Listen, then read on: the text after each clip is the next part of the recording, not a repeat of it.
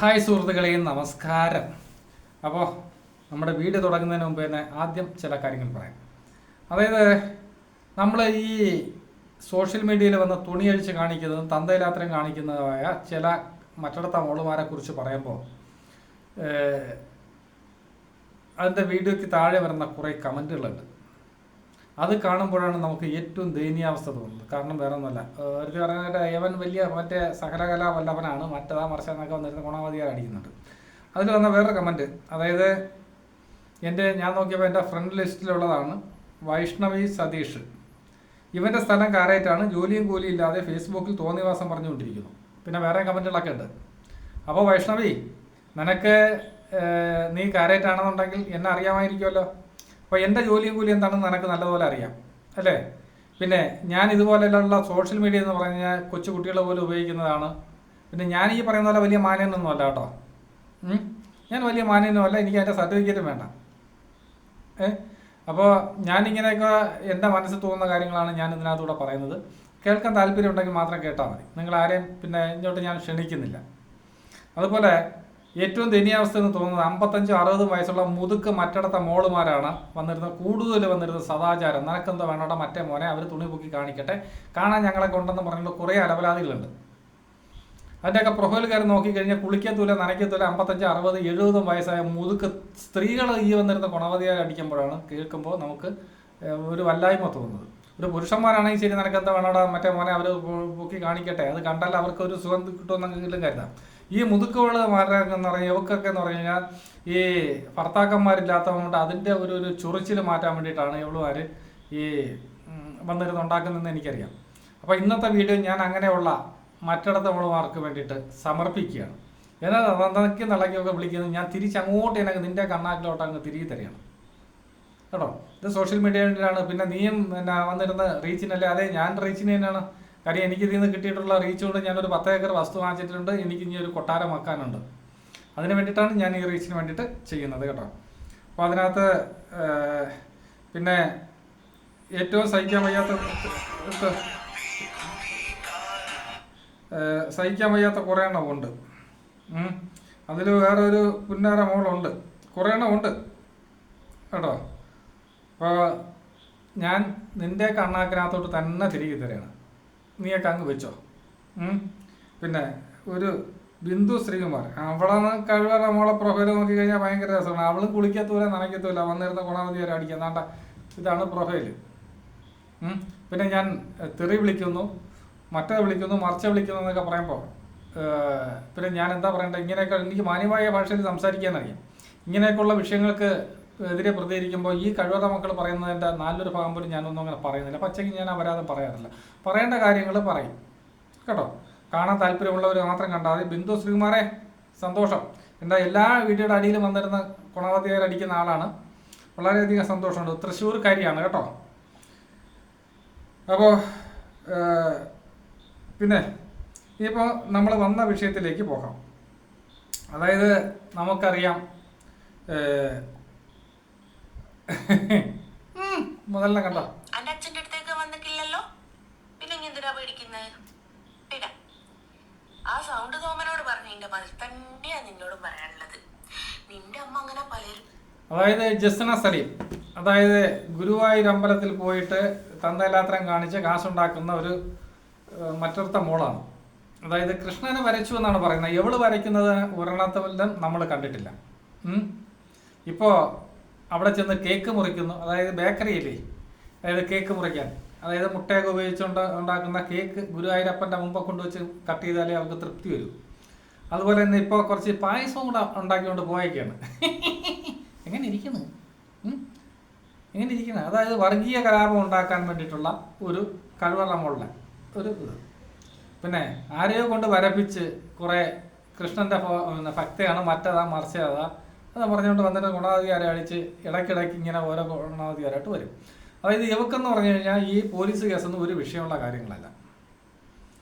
എനിക്ക് അറിയാൻ വയ്യാത്തോണ്ട് ചോദിക്കുകയാണ്, അവിടെ ഈ ഗുരുവായൂർ ദേവസ്വം ബോർഡിൽ ഇരിക്കുന്ന ഉദ്യോഗസ്ഥന്മാരൊക്കെ വെറും മൾഗുണപ്പന്മാരാണോ?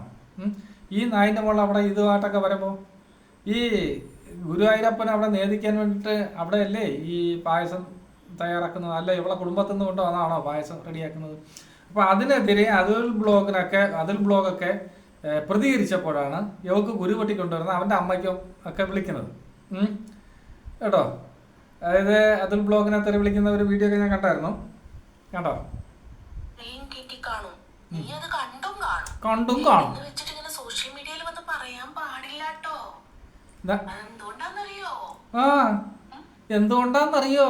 അങ്ങ് നിനക്ക് ഈ സോഷ്യൽ മീഡിയയിൽ വന്നിരുന്ന് എന്ത് തന്തായാലും അത്രയും കാണിക്കാം. അപ്പോൾ ആരും പ്രതികരിക്കാൻ പാടില്ല അല്ലേ?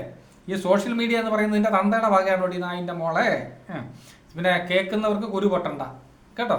കുരു പൊട്ടണമെങ്കിൽ നിന്റെ കണ്ണാക്കിനകത്തോടങ്ങ് വെച്ചിരുന്നാൽ മതി കേട്ടോ.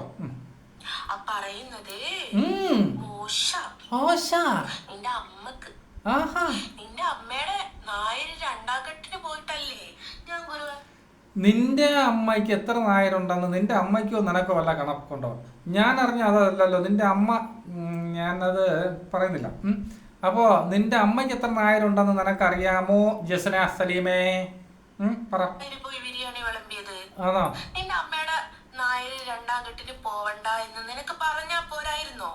എന്നാ ഞാൻ അവിടെ പോയിട്ട് ബിരിയാണി വിളമ്പില്ലായിരുന്നല്ലോ. അതുകൊണ്ട് മാത്രല്ലേ ഇപ്പൊ ഇവിടെ ബിരിയാണി പ്രശ്നം ഉണ്ടായത്.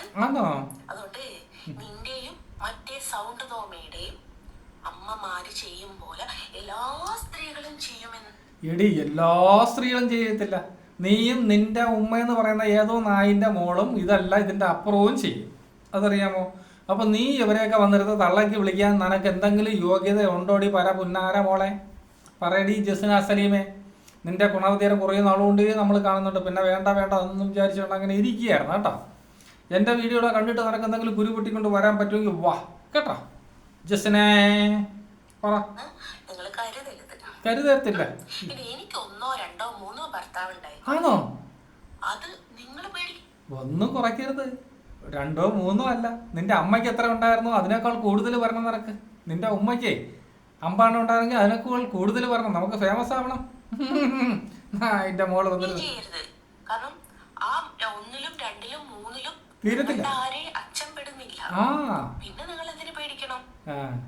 നിങ്ങൾ പേടിക്കേണ്ടത് ഈ 1, 2, 3 നിങ്ങളുടെ അച്ഛൻ പെടുന്നുണ്ടെങ്കിൽ മാത്രമേ നിങ്ങൾ പേടിക്കേണ്ടതുള്ളൂ. അല്ലാത്ത പക്ഷം നിങ്ങൾ പേടിക്കേണ്ട ഒരു ആവശ്യമില്ല.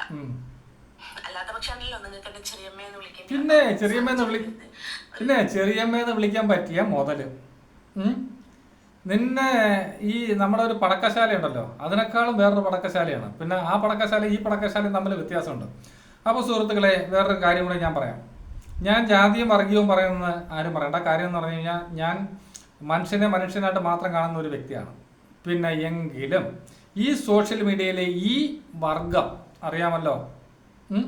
പിന്നെ ഈ ജസ്ന സലീം, പിന്നെ ഒരു ജാമിന ടീച്ചർ, പിന്നെ നമ്മുടെ പടക്കശാല, ഇങ്ങനെ ഈ ഒരേ കാറ്റഗറിപ്പെട്ട കുറേ അലവലാദികളുണ്ട്. ഈ വർഗം അതെന്ന് പ്രത്യേകിച്ച് ഞാൻ പറയുന്നില്ല. ഈ വർഗമാണ് ഏറ്റവും കൂടുതൽ കുത്തിത്തിരിപ്പും അല്ലെങ്കിൽ തമ്മിലടിക്കാനുള്ള ഒരു അവസരങ്ങളും വർഗീയതയും വിളമ്പി മനുഷ്യനെ ഊമ്പിക്കുന്നത്. ഈ കേരളത്തിൽ ഇവളൊക്കെ കാണിക്കുന്ന തന്തയില്ലാത്തരത്തിന് ഒരു അറുതി വരുത്താൻ ഇവിടെ ആരുമില്ല. ഇവിടെ നിയമ സംവിധാനങ്ങളെ പോലും കൊണ്ട് പറ്റുന്നില്ല. ഇവക്കൊക്കെ എതിരെ കേസ് കൊടുത്താൽ പുഷ്പം പോലെ അവക്കൊന്നും ഇതൊന്നും ഒരു കോപ്പുമല്ല. ഇന്നതെങ്ങനെ കാണിക്കും, കുറച്ച് ദിവസം കഴിയുമ്പോൾ ഇതൊന്ന് സോഷ്യൽ മീഡിയയിൽ ഒന്ന് തണുത്ത് വരുമ്പോൾ വീണ്ടും റീച്ച് ആവാൻ വേണ്ടിയിട്ട് അടുത്ത തന്തയില്ലാത്തരമായിട്ട് ഇറങ്ങും. അതായത് ഈ ഹിന്ദുക്കളൊക്കെ വെറും ഉണ്ണാക്കന്മാരാണോ? ഈ അമ്പലത്തിലിരിക്കുന്ന ഈ ദേവസ്വം ബോർഡിൻ്റെ ഉദ്യോഗസ്ഥന്മാരൊക്കെ ഈ നായിൻ്റെ പിള്ള അവിടെ വരുന്നതും ഈ തന്തയില്ലാത്തരം കാണിക്കുന്നതെന്നും ആരും കാണുന്നില്ലേ? അല്ല, എനിക്കറിയാൻ വയ്യത്തോണ്ട് ചോദിക്കുകയാണ്. ഈ ഓരോ മതങ്ങൾക്കും അവരവരുടേതായ ആചാരങ്ങളും അനുഷ്ഠാനങ്ങളും എല്ലാം ഉണ്ട്. അവിടെയൊക്കെ എവിടെ പോലെയുള്ളവർ ഈ മുസ്ലിം സമുദായത്തിൽപ്പെട്ടവർക്ക് ഈ ഗുരുവായൂരമ്പലത്തിൽ എന്താണ് കാര്യം? അതുപോലെ ഈ താഴ്ന്ന ജാതിയിൽപ്പെട്ടവരും ജാതി കുറഞ്ഞവരൊന്നും ഗുരുവായൂരമ്പലത്തിൽ കയറാൻ പാടില്ലെന്നൊക്കെ നിയമങ്ങളൊക്കെ ഉണ്ട്. പിന്നെ ഇവളെങ്ങനെ അവിടെ നിറഞ്ഞു കയറുന്നു?